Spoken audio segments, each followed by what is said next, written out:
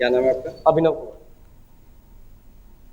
ભારત સરકાર દ્વારા અમેરિકા સાથે કરવામાં આવેલી ટ્રેડ ડીલના વિરોધમાં આજે આમ આદમી પાર્ટી દ્વારા આણંદની કલેક્ટર કચેરી ખાતે સૂત્રોચ્ચાર કરી વિરોધ પ્રદર્શન કરી નિવાસી અધિક કલેક્ટરને આવેદનપત્ર આપીને ટ્રેડ ડીલ રદ કરવાની માંગ કરી હતી। આમ આદમી પાર્ટી દ્વારા આજે આણંદ શહેરમાં કલેક્ટર કચેરી ખાતે સૂત્રોચ્ચાર કરી નિવાસી અધિક કલેક્ટરને આવેદનપત્ર આપીને ભારત સરકાર દ્વારા અમેરિકા સાથે કરવામાં આવેલી ટ્રેડ ડીલનો વિરોધ પ્રદર્શિત કર્યો હતો।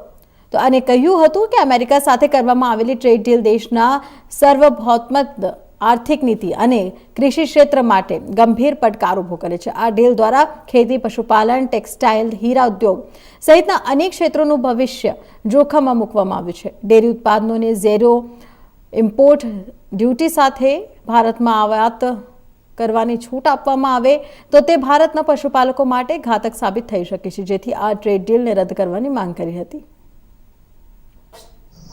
મારું નામ વિજય બારૈયા, આમ આદમી પાર્ટી આણંદ જિલ્લા પ્રમુખ। जी, आज જે આવેદનપત્ર આપવામાં આવ્યું છે શું માંગણી સાથે આપવામાં આવ્યું? આજે અમે ટ્રેડ ડીલ મુદ્દે આવેદનપત્ર આપવામાં આવ્યું। અમારી પાર્ટી દ્વારા આજે આખા ગુજરાતમાં દરેક જિલ્લા કક્ષાએ આ આયોજન કરવામાં આવેલું હતું, તો એના ભાગરૂપે આજે અમે આણંદ જિલ્લામાં પણ આ આયોજન કર્યું।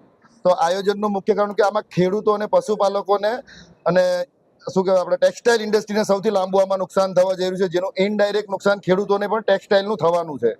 તો એ બાબતે અમે કલેક્ટરશ્રી દ્વારા રાજ્યપાલશ્રીને આવેદન પાઠવવાનું કાર્યક્રમ અમે આયોજન કર્યું હતું। આમ આદમી પાર્ટી ગુજરાત પ્રદેશ પ્રવક્તા સંજયસિંહ રાજ। જે આજે આવેદનપત્ર આપવામાં આવ્યું છે કઈ બાબતને લઈને આપની શું માંગણી? સૌથી પહેલા તો આ ટ્રેડ ડીલનો જે મુદ્દો છે, આ ટ્રેડ ડીલ નામે જે સોદો થયો છે એ ખેડૂતોની કમર તોડી નાખવાનું કાર્ય કર્યું છે। સીધો સાદો આનો મતલબ એક જ થાય કે ભારતમાં જે પણ ખેડૂતોની પ્રોડક્ટ બનતી હતી એ જ્યારે અમેરિકાના માર્કેટની અંદર જ્યારે આ પ્રોડક્ટને મૂકવી હોય વેચવા માટે, તો જે તે સમયમાં 0% ટેક્સમાં ત્યાં આપણી પ્રોડક્ટ ત્યાં વેચાતી હતી, જેના કારણે આપણા ખેડૂતોને પૂરતા ભાવ મળતા હતા અને ખેડૂતોને પોસાતું હતું। હવે એવી ટ્રેડ ડીલ નક્કી કરી અને જે તે સમયમાં અમેરિકાની જે પ્રોડક્ટ અહીંયા ભારતમાં વેચાતી હતી ત્યારે એવરેજ સરેરાશ દરેક પ્રોડક્ટનું ભેગા કરીએ તો 30% જેટલો ટેક્સ અહીંયા આપણે વસૂલતા હતા અમેરિકાની પ્રોડક્ટનો।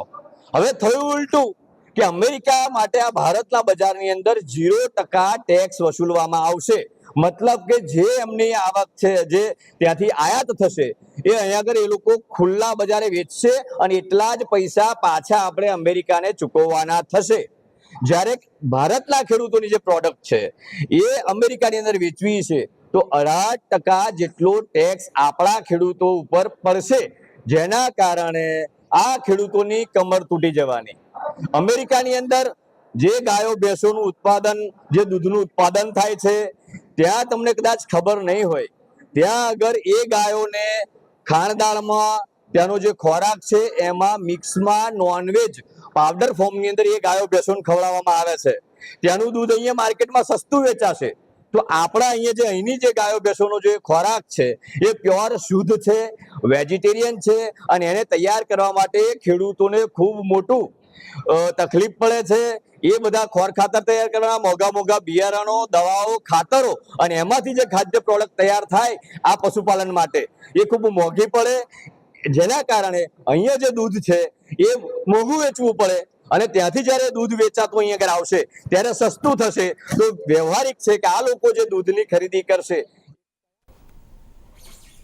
હવે ખબરોમાં આગળ વધી